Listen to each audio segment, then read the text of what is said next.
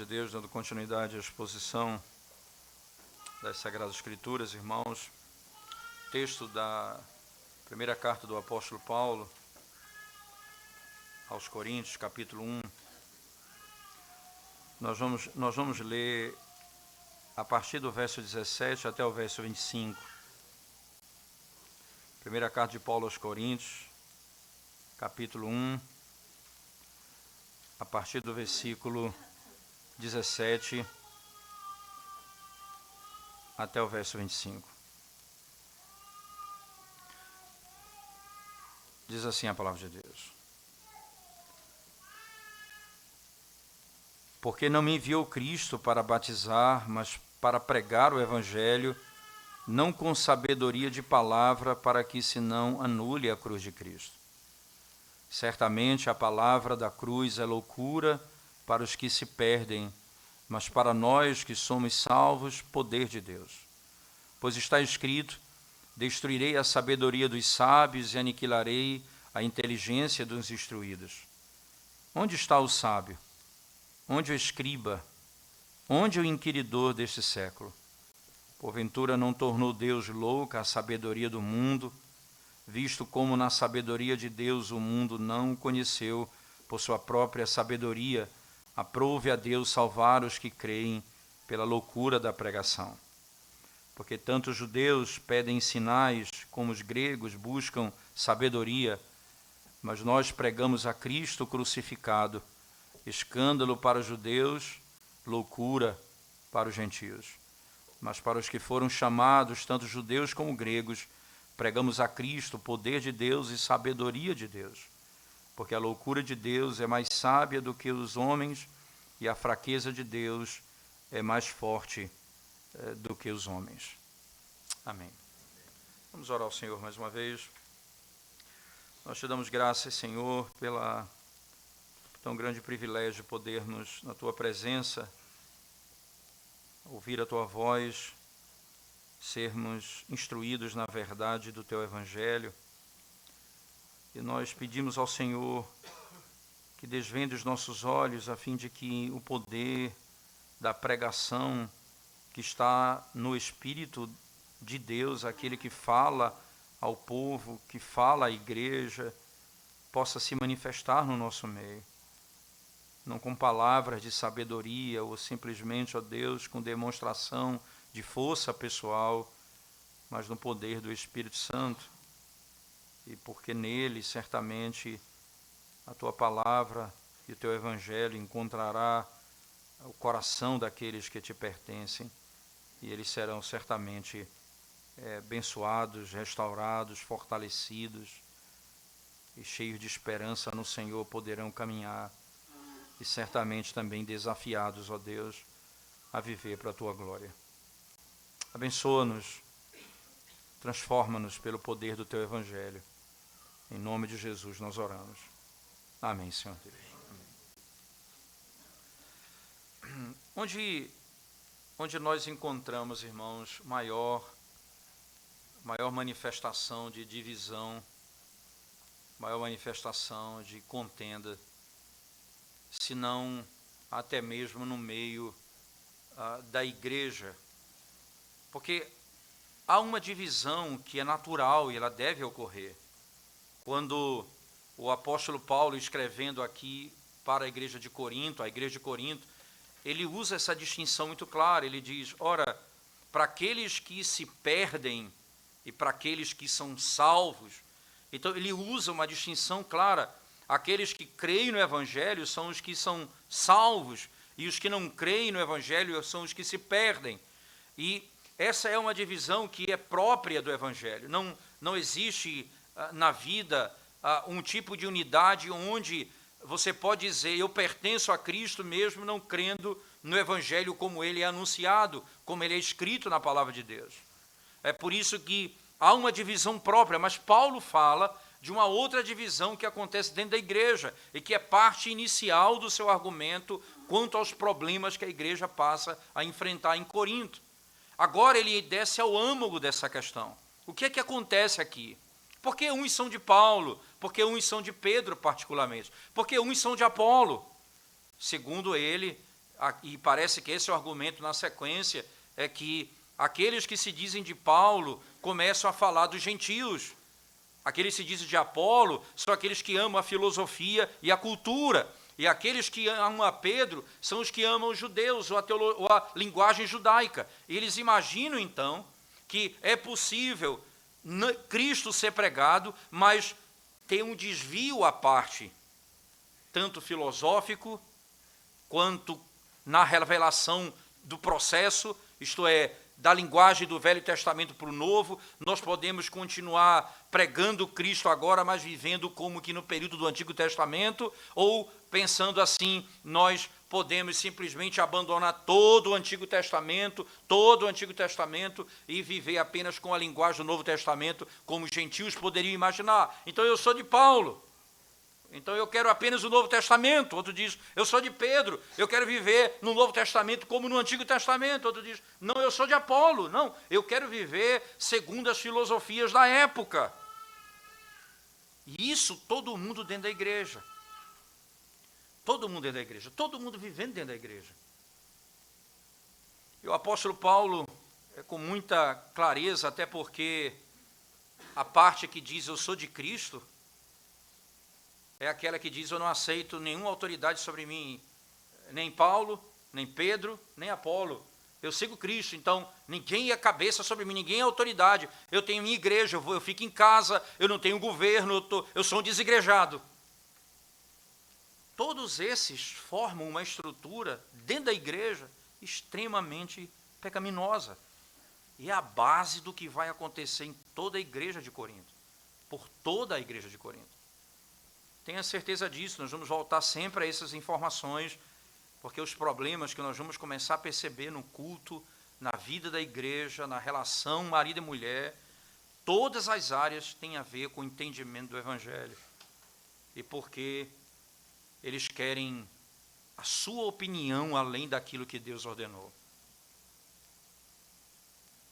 Eles querem colocar a sua opinião no Evangelho. Então Paulo diz no verso 17, é exatamente aquilo que nós terminamos domingo passado, não é? Mas aqui é a introdução dos versos 18 a 25, e ele diz assim, voltando o texto comigo, ora Deus, porque não me enviou Cristo para batizar, mas para pregar o Evangelho, não com sabedoria de palavra, para que se não anule a cruz de Cristo. Essa é uma declaração continuada de Paulo no capítulo 2, verso 5. Ele vai usar essa mesma expressão, ele diz assim no verso 5, para que a vossa fé não se apoiasse em sabedoria humana, e sim no poder de Deus. Eu preguei Cristo e este crucificado, para que a vossa fé não se apoiasse em sabedoria humana, e sim no poder de Deus. Paulo então começa o verso 18 estabelecendo essa lógica. Certamente, a palavra da cruz é loucura para os que se perdem, mas para nós que somos salvos, poder de Deus. Certamente, e aqui é uma certeza na linguagem paulina, a palavra da cruz é loucura para os que se perdem, mas para nós que somos salvos, o poder de Deus. Por que a mensagem, e que mensagem é essa? A palavra da cruz. Lembre-se o que foi que Corinto recebeu, a igreja de Corinto recebeu da parte de Deus. Doutrina e entendimento. E é exatamente o termo palavra. Agora, que palavra é essa? Ele pontua a palavra da cruz. Vocês receberam a mensagem da cruz. Se você rejeita a mensagem da cruz, e se você aceita a mensagem da cruz, você vai compreender uma realidade inequívoca. Não existe sabedoria humana envolvida nessa mensagem. O que ocorreu na história, o que Deus fez na história, o que Deus revelou na história, não é, em hipótese alguma, algo que foi opinado pela capacidade humana, foi dado pela sabedoria humana, foi dado por Deus. Lembre-se então das palavras do próprio apóstolo Paulo em Romanos, no capítulo 11, quem conheceu a mente do nosso Senhor? Quem pode prescrutar o seu entendimento? Quando ele encerra Romanos, no último capítulo de Romanos, no último verso, ele diz: ao Deus sábio, ao Deus santo e sábio, seja a glória. E aqui, entenda, o sábio é porque foi ele que arquitetou o plano da redenção, foi ele que estabeleceu o plano da redenção. Para nós que cremos no Evangelho, e aqui você vai perceber, e qual é o fruto disso? É porque esse Evangelho puro, que se resume no sacrifício de Cristo, veja, toda a história se encontra aqui no sacrifício de Cristo, onde a cruz é o centro, a morte de Cristo é o centro, o sacrifício de Cristo é o centro. Aqui você vai encontrar toda a história do Antigo Testamento, encontrando o seu significado, e você vai encontrar todo o Novo Testamento sendo interpretado a partir desse ato da obediência sendo manifestada por Cristo na cruz do Calvário. Paulo diz: o que Cristo fez aqui é aquilo que foi ordenado desde o princípio. E o que nós pregamos é o entendimento dessa obra de Cristo. Não outra coisa, não tem uma opinião nossa aqui estabelecida. É o que o Evangelho diz. É a simplicidade do poder do Evangelho. A simplicidade do poder do Evangelho. Se você misturar alguma coisa a esse Evangelho, a tua opinião a esse Evangelho, você vai destruí-lo. Você não poderá ser salvo. Preste atenção na linguagem que se segue, como o apóstolo Paulo lida com isso. Ele diz: pois está escrito, destruirei a sabedoria dos sábios e aniquilarei a inteligência dos instruídos. Onde exatamente o apóstolo Paulo vai buscar essa informação? De onde vem isso, irmãos? De Isaías, capítulo 29, verso 14. Eu queria que você voltasse comigo para esse texto. É importante para nós entendermos o que está acontecendo aqui. Lembre-se disso. Quando um versículo é citado do Antigo Testamento, Paulo não está deslocando o versículo e dando a esse versículo um significado totalmente distinto daquele. Ele está dentro de um contexto, e Paulo, de maneira sábia, inspirado, obviamente, ele tira de um contexto e aplica no mesmo contexto, só que no período do Novo Testamento. Eu vou lhe mostrar a razão disso. Isaías, capítulo 29, verso 14. Ora, o livro do profeta Isaías, nessa sessão aqui que nós estamos lidando, irmãos, ela está lidando com a sabedoria dos homens. Toda a sessão, não apenas o verso 14, como nós estamos lendo, mas toda a sessão. O capítulo não é longo, eu não queria ler todo ele, mas uma parte dele eu queria ler com os irmãos. Ele diz assim, a partir do versículo, deixa eu ler com você, a partir do verso 9, preste atenção: a cegueira espiritual e a hipocrisia do povo. Esse é o título que a nossa versão atualizada coloca. Preste atenção a partir do verso 9. Estatelai-vos e ficai estatelados, cegai-vos e permaneceis cegos. Bêbados estão, mas não de vinho, andam cambaleando, mas não de bebida forte, porque o Senhor derramou sobre vós o espírito de profundo sono, e fechou os vossos olhos, que são os profetas, e vendou a vossa cabeça, que são os videntes.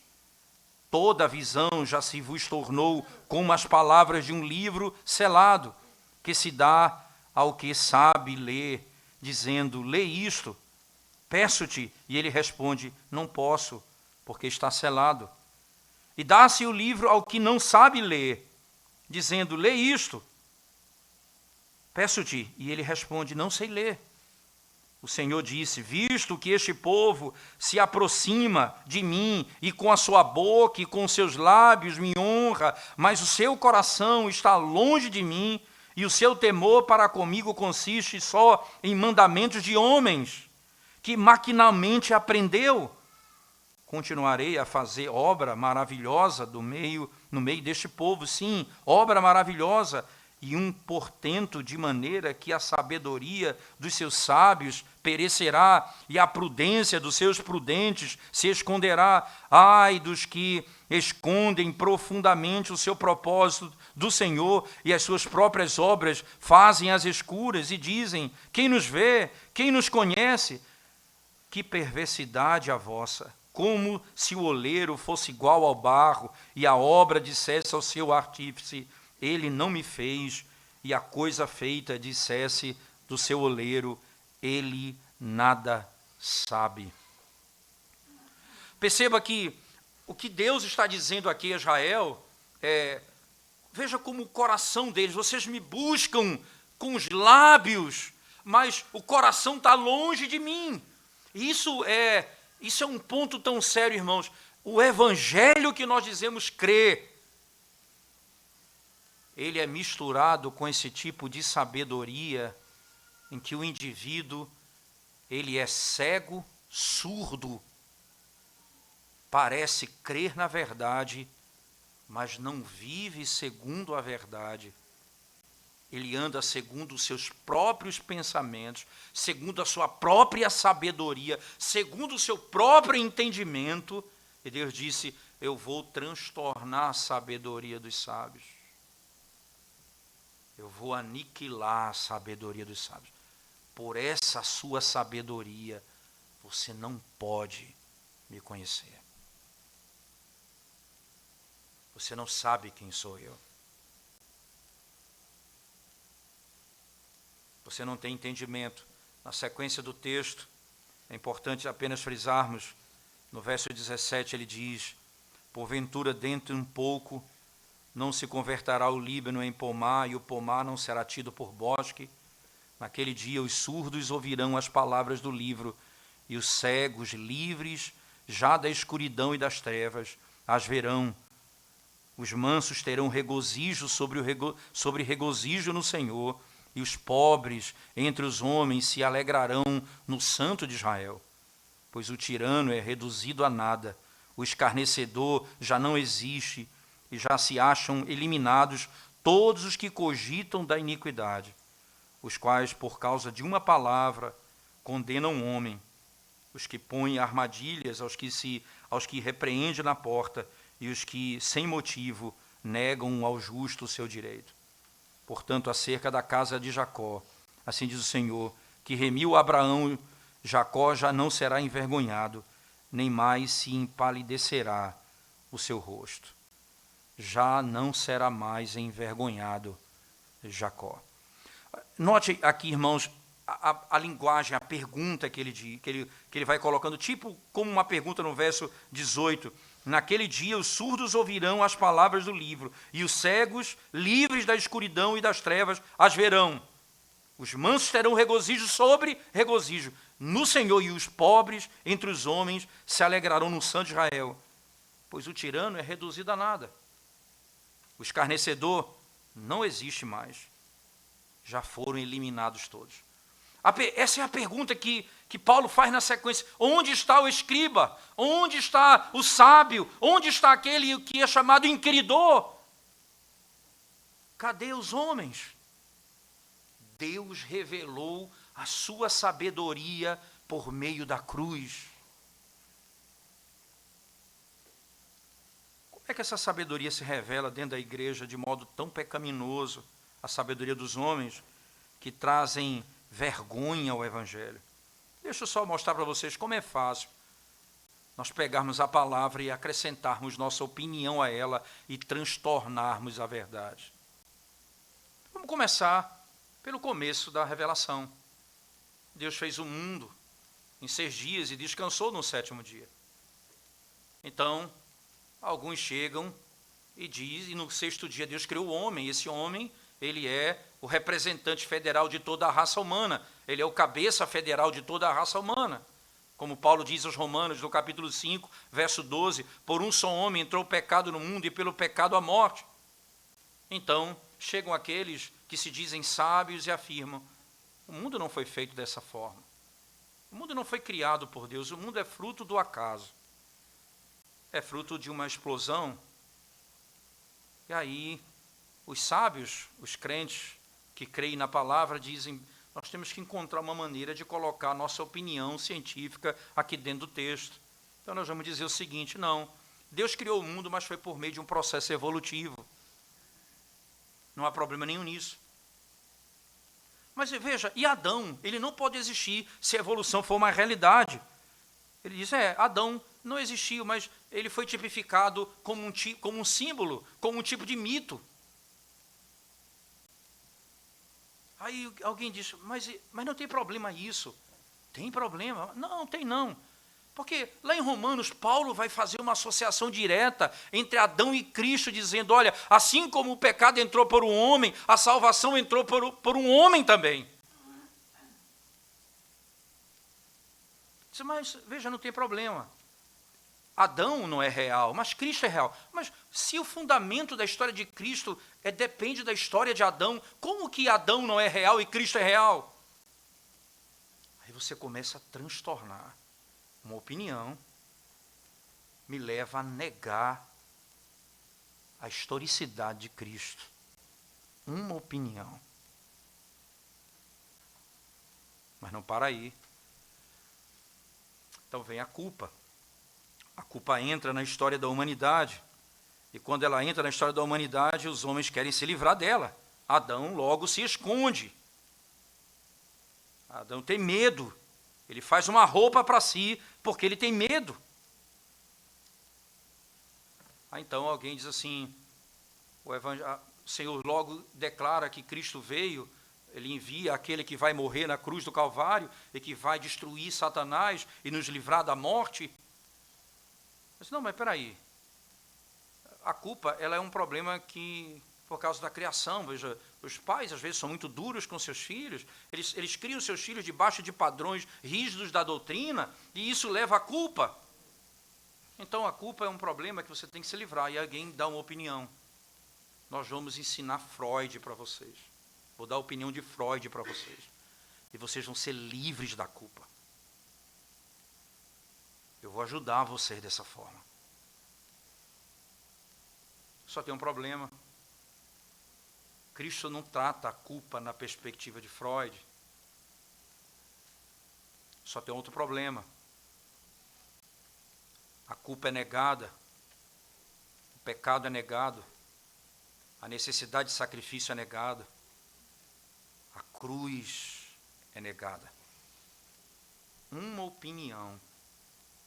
O evangelho é todo transtornado.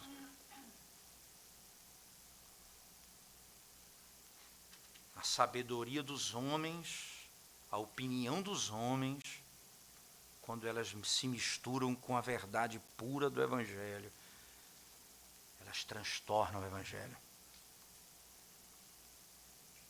Cadê a cruz e o poder? Somente a cruz tem poder de libertar o homem da culpa. Somente a cruz tem poder para libertar o homem da culpa. As doutrinas se multiplicam. Se há a criação, se há a culpa, quem é o autor do Pentateuco? Alguns vão dizer, o autor do Pentateuco não é Moisés, porque Moisés não escreveria coisas tão suntuosas como aquela. Ele não se tinha tanto conhecimento naquela época. Logo, quem escreveu o Pentateuco foi alguém do período dos profetas. Então, provavelmente pós-cativeiro babilônico. Quem poderia ser? Aí você tem uma opinião. Talvez Neemias, talvez Esdras. Aí, qual o problema de ser Esdras o autor do Pentateuco? É porque a Bíblia diz que Moisés é o autor da lei. A lei de Moisés é citada por todos os apóstolos, por todos os profetas. Então, todos eles estavam mentindo. Sim, ele diz, sim, estavam mentindo. É uma santa fraude. Ele diz isso, está escrito nos livros. Isso é uma santa fraude. A verdade, como opinião do homem, ela é transtornada. Onde está a sabedoria dos homens? Não coloque tua opinião no Evangelho. Porque homem nenhum planejou o que Deus planejou de modo poderoso e sábio. Ninguém fez isso. Nenhum homem fez isso. Deus não pediu conselho a você. A linguagem que Paulo utiliza nesse texto, voltemos a 1 Coríntios, verso 18 em diante, olha, certamente a palavra da cruz é loucura para os que se perdem, mas para nós que somos salvos é o poder de Deus. Para nós que somos salvos é o poder de Deus, como o texto diz. Está escrito, derrubarei a sabedoria dos sábios, aniquilarei a inteligência dos instruídos. Onde está o sábio? Onde o escriba? Onde o inquiridor desse século? Porventura não tornou Deus louca a sabedoria do mundo? Então, agora o que Deus demonstra é, os homens depois da queda, como Paulo vai descrever em Romanos, como ele escreve aos Colossenses, a mente, a razão deles foi obscurecida pelo pecado. E eles são incapazes de pensar redentivamente. Eles não têm saída porque eles são incapazes de compreender a verdade. E Paulo vai dizer, na sequência do capítulo 2 da carta aos Coríntios, abra sua Bíblia comigo, é só seguir o texto, não é? No verso 9, ele diz assim, 1 Coríntios 2, verso 9, Paulo afirma a seguinte verdade: mas como está escrito, nem olhos viram, nem ouvidos ouviram, nem jamais penetrou em coração humano o que Deus tem preparado para aqueles que o amam. Perceba a linguagem de Paulo. Nem olhos viram, nem ouvidos ouviram, nem jamais penetrou no coração humano. O homem nunca pensou nisso. O homem, com sua sabedoria, nunca pensou nisso.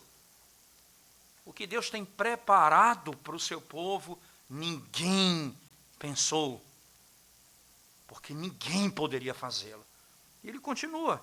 Mas Deus nolo revelou pelo Espírito, porque o Espírito a todas as coisas perscruta, e até mesmo as profundezas de Deus.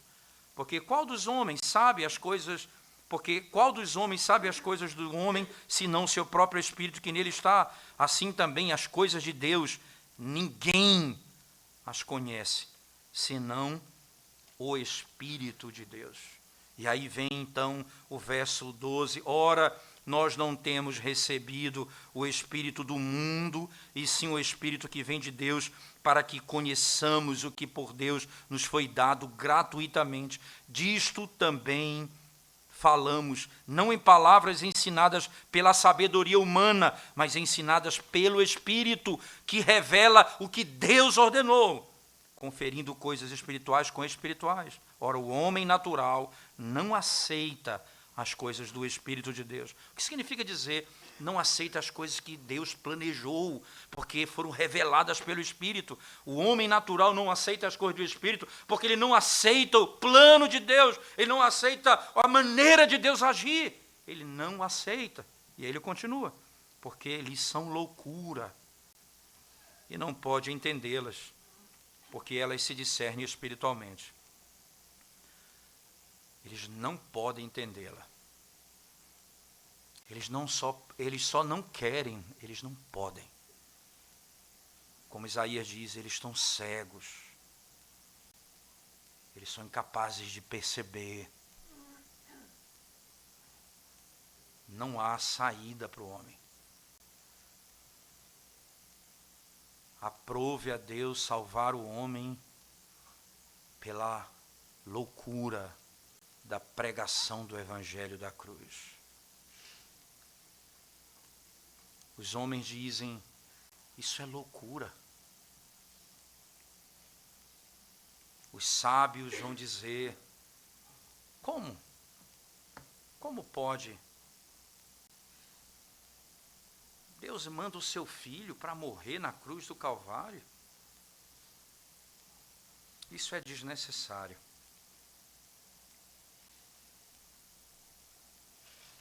Os judeus dizem, nós queremos um sinal. Aí Cristo disse, vou dar um sinal para vocês. Essa geração incrédula de Jonas, que apontava para ele. Ele passou 3 dias morto e depois ressuscitou dentre os mortos. Eu vou dar um sinal do Antigo Testamento que aponta para a cruz.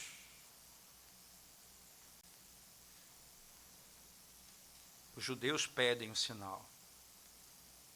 Os judeus querem um Cristo que se assente no trono e julgue de Israel o mundo. Estabeleça um governo nessa terra. Os gentios imaginam que com sua sabedoria e com a inteligência que eles têm, eles poderão escapar da ira de Deus. A sabedoria de Deus se revela num aspecto central e fundamental de que ninguém pode me livrar do próprio Deus, senão Ele mesmo. É por isso que a linguagem que Paulo utiliza, ele usa a palavra poder, não é? Porque é o poder de Deus. Eu prego a Cristo, esse crucificado, que é o poder, a sabedoria de Deus. Por que isso é tão importante? Volte ao texto comigo, no verso 19 do texto de 1 Coríntios 1. Paulo diz assim no verso 19, está escrito, destruirei a sabedoria dos sábios e aniquilarei a inteligência dos instruídos. Onde está o sábio? Onde o escriba? Onde o inquiridor desse século? Porventura não tornou Deus louca a sabedoria do mundo, visto como na sabedoria de Deus o mundo não o conheceu, por sua própria sabedoria aprouve a Deus salvar os que creem pela loucura da pregação. Porque os homens não podem conhecer a Deus por sua própria sabedoria. Os planos que vocês montaram para chegar a Deus não darão certo. Nenhum. Qual é essa sabedoria humana? Como ela se revela? Vamos voltar um pouquinho lá para o início da história da redenção, da criação. Quando Deus colocou Adão e Eva no jardim e disse a eles que eles poderiam livremente comer de todas as aves do jardim, exceto da árvore do conhecimento do bem e do mal. Então a serpente chega e vem tentar Eva naquele momento. E depois que o processo da tentação está bem avançado, ela olha para o fruto que Deus disse que levaria, se ela desobedecesse, se eles desobedecessem, morreriam. Ela olha para o fruto e diz, esse fruto é bom para dar sabedoria. Está lá no texto. Esse fruto dá sabedoria. E ela continua, ele é um fruto cobiçoso. Eu quero planejar a minha vida. Eu quero ser independente. Eu quero, como diz a serpente a mulher, você vai ser igual a Deus. Você vai ter os seus planos, você vai conquistar da sua forma, você vai andar segundo o teu pensamento, você vai ser Deus. Só que Deus é santo, é perfeito. A sabedoria da mulher, a sabedoria que a serpente tanto incentivou, faz com que Herman Bavinck, comentando esse texto, diga: a mulher caiu porque amou mais a sabedoria do que a Deus, e o homem porque amou mais a mulher do que a Deus. Eles não amaram a sabedoria de Deus. Quando você lê um texto como nós lemos na primeira carta de Paulo a Timóteo, na leitura sequencial das Escrituras, e quando você pega Paulo dizendo como as mulheres devem se comportar no culto, e quando você pega os homens com a sua sabedoria numa sociedade feminista, dizendo não, a mulher pode pregar de alguma forma na igreja, e Paulo dizendo não, mulher não pode ter autoridade de homem na igreja. Então os sábios desse mundo simplesmente dizem isso, não podem pregar, sim podem, sem problema nenhum. E outros vão adiante e dizem, pode até ordená-las. Isso é passado, isso tem nada a ver. E Paulo vai lá para o Antigo Testamento e diz, porque primeiro foi formado Adão e depois Eva, e não foi Adão enganado e sim a mulher. Por isso, ela vai sobreviver no seu papel de mãe, se ela andar de conformidade com esses preceitos aqui. Ela vai ser dada a ela a bênção de povoar o reino de Deus. É do ventre dela, do útero dela, que sairão os eleitos que vão abundar os céus. Ela tem que se alegrar nisso. Ela tem que exaltar a Deus por isso. Mas a sabedoria dos homens não apenas rejeita o Salvador, ela rejeita o modo de vida dos crentes. Por meio da tua sabedoria, você não conhece a Deus. Então aprove a Deus salvar o homem pela loucura da pregação. Não que a pregação é uma loucura. A cruz de Cristo é loucura para os que se perdem. A pregação é o meio pelo qual Deus estabeleceu. E veja, irmãos, o contraste, como que muitas vezes nós achamos que a pregação da palavra é algo de menor importância, ou que nós devemos, na realidade, ter um culto de louvorzão e uma mera mensagem, ou então uma mensagem coaching, em que o pastor aqui fica apenas dizendo para você que você é bom, que o bem está dentro do teu coração, é só buscar ali, como ouvi uma determinada líder de uma grande igreja aqui no Recife dizer isso. Ela disse, ora, Deus, assim como um pai, ela afirma, assim como um pai e uma mãe que antes do filho chegar, faz o enxoval dele, assim Deus as fez contigo. Ele, antes de te criar, ele colocou tudo em você, a bondade, o amor, está tudo dentro. É só buscar, é só buscar. E as pessoas vão se inflando com aquilo. Um evangelho coaching, que na realidade é humanista, onde Cristo não é a sabedoria, onde a cruz não é a mensagem, onde a morte de Cristo não é a nossa esperança, onde morrer não é viver, como a Escritura claramente nos mostra. Infelizmente, esse é a mensagem dos nossos dias. E Paulo diz, isso é loucura, porque vocês vão se perder com isso. Não se achem mais sábios do que Deus. E aí o texto diz, ora, Deus salvou o homem pela loucura da pregação. No verso 21, visto como na sabedoria de Deus o mundo não o conheceu, por sua própria sabedoria, aprove a Deus salvar os que creem pela loucura da pregação. Porque tanto os judeus pedem sinais, como os gregos buscam sabedoria. Mas nós pregamos a Cristo. Escândalo para os judeus, loucura para os gentios. É só aqui onde haverá unidade.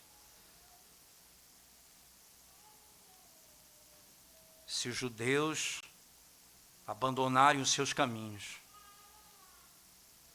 e se voltarem para a sabedoria de Deus, revelada na cruz do Calvário, se os gentios deixarem a sua própria sabedoria e se submeterem à revelação dada por Deus na cruz do Calvário, eles serão salvos. Só assim eles serão salvos. Você entende por que tanta divisão na igreja? Porque nós falamos, nós cremos em Cristo. Mas nós acrescentamos a nossa opinião ao Evangelho. Nós acrescentamos a nossa opinião ao Evangelho. Eu acho que é assim. Loucura, essa é a palavra usada. Mas para os que foram chamados, tanto judeus como gregos, entenda. E aí a salvação é, os judeus e gregos são distintos, mas os que foram chamados. E como é que eles são chamados, irmãos? O chamado ele é duplo, ele é externo e interno. Não há como ser crente se não for chamado. Ninguém é predestinado sem ser chamado. E aos que predestinou a esses, chamou. E aos que chamou a esses, justificou. E aos que justificou, glorificou. Os que predestinou, chamou. E o chamado é por meio da pregação. E aqui entenda, se ele está exaltando a pregação do Evangelho da cruz, o que está sendo dito é simples assim. A pregação do Evangelho é o meio pelo qual o Espírito chama os pecadores de modo ordinário. Não há outro modo. Esse é o modo, a pregação de Cristo. Como é revelado no Evangelho, não outro Evangelho. Então ele diz, ora, mas para os que foram chamados, tanto judeus como gregos, pregamos a Cristo. Entenda, eles têm a sabedoria deles e o entendimento deles. Para eles nós pregamos a Cristo. E aí vem o texto, poder de Deus e sabedoria de Deus. Poder de Deus e sabedoria de Deus. Me mostre uma opinião sua acrescentada ao Evangelho que te liberte da culpa, do pecado e da escravidão. Somente Cristo crucificado, aquele que ressuscitou ao terceiro dia, tem poder de te livrar da morte e da escravidão.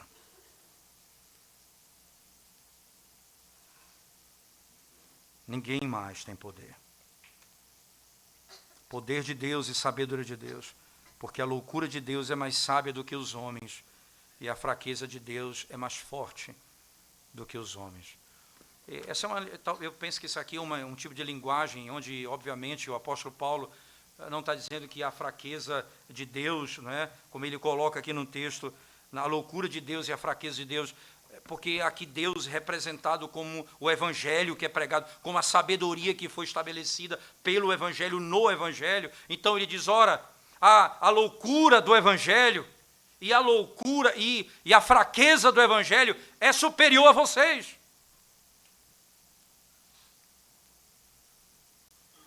A fraqueza do Evangelho pregado, a loucura do Evangelho pregado é mais sábia do que a sabedoria de vocês, é mais forte do que o poder de vocês, porque só Ele tem poder para tirar o homem da escravidão, não há outro que possa fazê-la.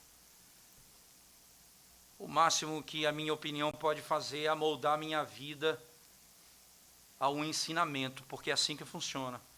Nós começamos a nos afastar do Evangelho por causa do pecado que cometemos e não conseguimos lidar com ele, então logo nós começamos a mudar a verdade para que meu coração fique tranquilo, para que minha calma se manifeste, para que minha paz chegue.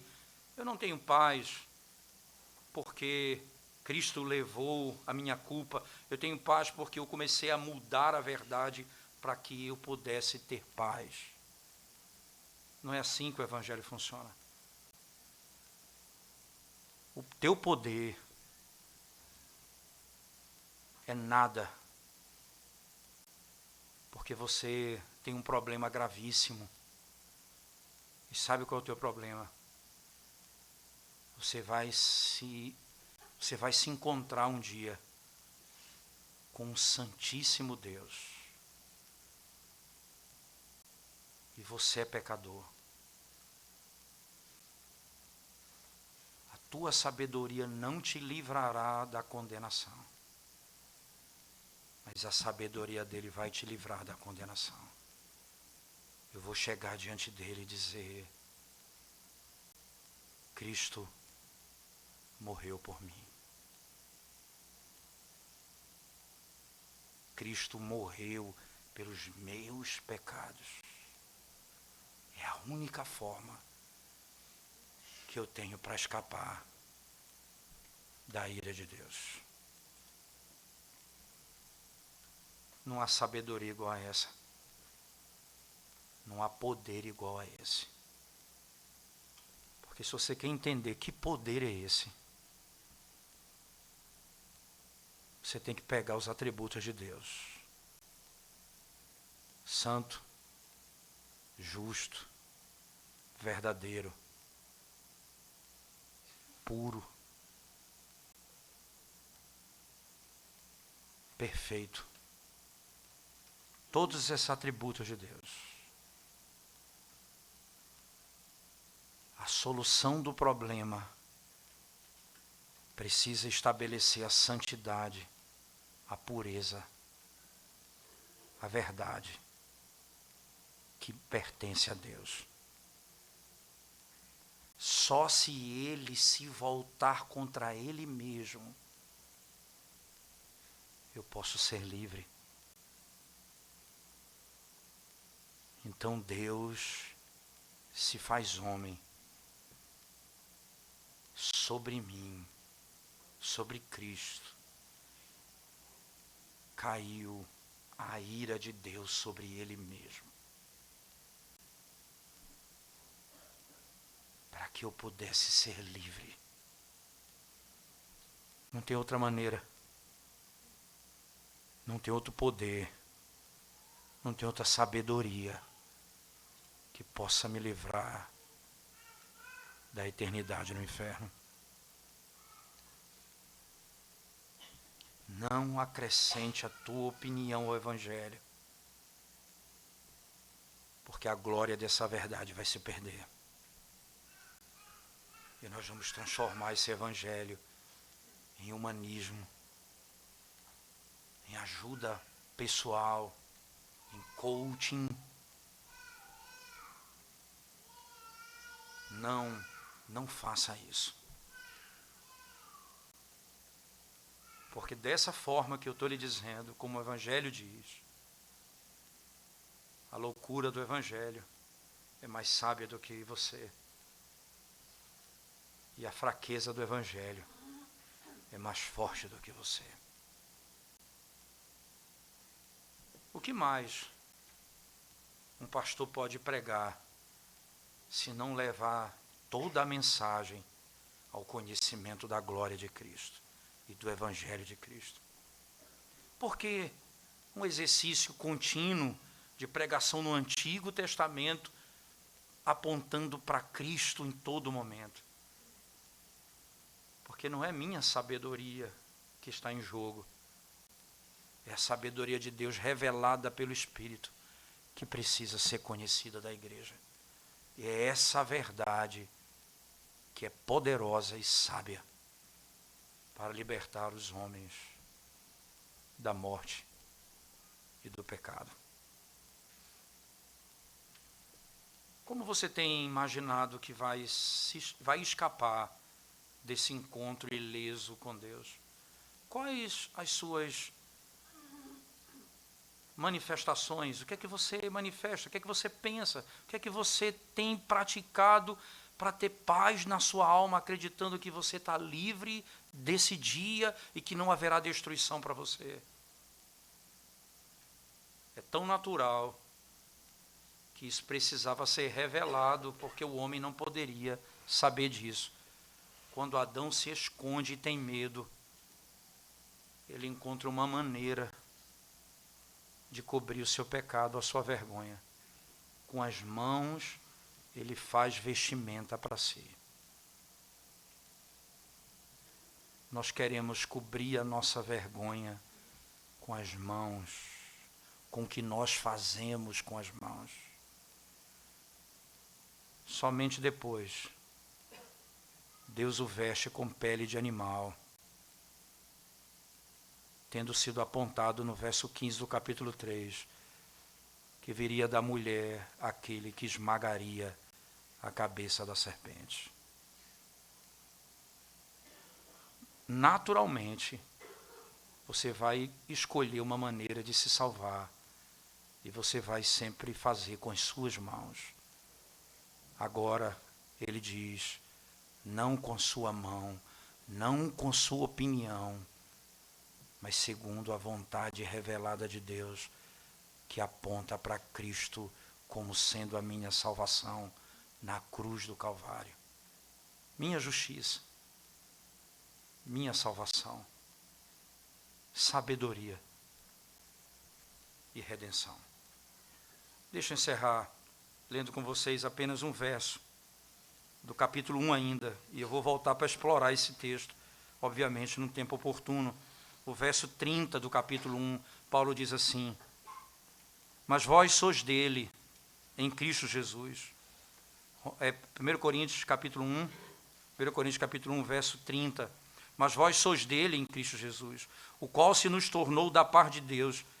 Veja, o qual se nos tornou, pode dizer, o qual se tornou para nós, da parte de Deus, sabedoria, justiça, santificação e redenção, para que, como está escrito, aquele que se gloria, glorie-se no Senhor.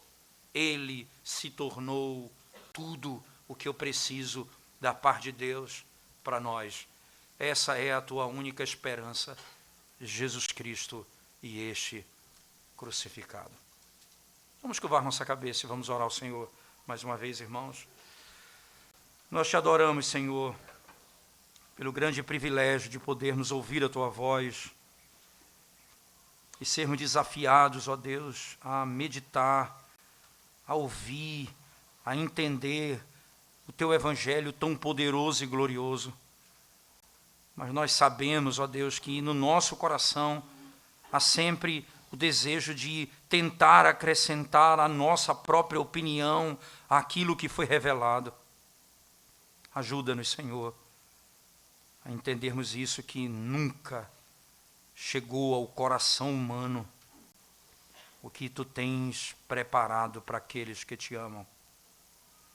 Então, pelo teu Espírito nós clamamos, desvenda os nossos olhos para contemplarmos na tua palavra o teu glorioso plano para nós na cruz do Calvário, em Cristo Jesus.